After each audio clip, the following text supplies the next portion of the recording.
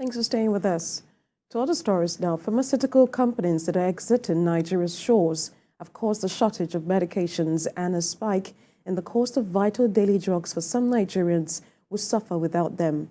This crisis has further contributed to the hardship faced by citizens who are in dire need of these life-saving medications. TVC News Health correspondent Kemi Balogun reports. A typical workday in this pharmacy with customers going in and out, but not all of them can afford all of their medical needs as the cost of medical supplies has been put out of their reach. Pharmacist Amade Enejo, who is a chairman of the Association of Community Pharmacists, tells us that some drugs are low in stock and the increase in the prices is due to the exit of some major foreign pharmaceutical companies.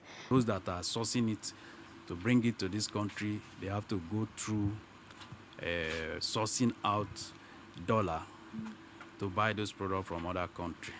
It's only few individuals that can even source it and bring it into the country. So that is why you are having those shortage. And so you can go through some pharmacy premises, out of 10, maybe 1 or 2 will be able to stock those products because they are not readily available anymore. Other medicines like antibiotics, antimalarial drugs, allergy relief drugs, and even some over-the-counter painkillers have significantly increased in price. Chima is under the weather today and on her way to the hospital, but she is concerned that the hike in the cost of drugs may affect her access to quality health care. You see me now, I'm going to hospital. And the bills they gave to me is 3 times more than the bill they gave me last year. So the thing is too much. I was very sure given the very first time the man told me it's 400. I wanted to bargain. I said, no, this is drugs, I cannot bargain. So something of 200, I found it 400. It's high. I can't question him because I need the drugs. Globally, asthma affects an estimated 262 million people and 455,000 deaths. This was in 2019.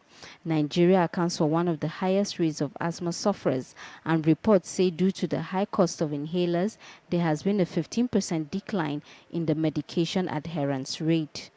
Some experts are concerned that this situation may force some people who cannot afford the high cost of medication to ration it, thereby reducing its effect on the purpose of treatment. And for others who do not have access to the right information or even finances, another worry is the likelihood of many getting caught up in buying fake and counterfeit medication, risking treatment failure and even death. I know that we have generic products, not really branded product, which is active. Simply put, I'm sure when the bioequivalence and other things are carried out, they can be good substitute for the so-called branded product.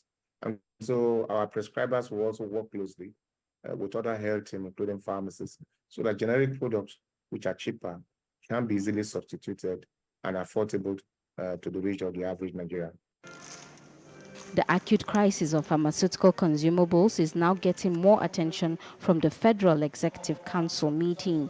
Coordinating Minister of Health and Social Welfare Ali Pate says the federal government is now taking steps to ensure that local manufacturers are supported. Some of the local manufacturers in Nigeria are struggling. Mr. President's intent is that we begin to take steps to enable the local manufacturers to survive, to thrive, and to deliver the basic commodities that are key to saving their lives.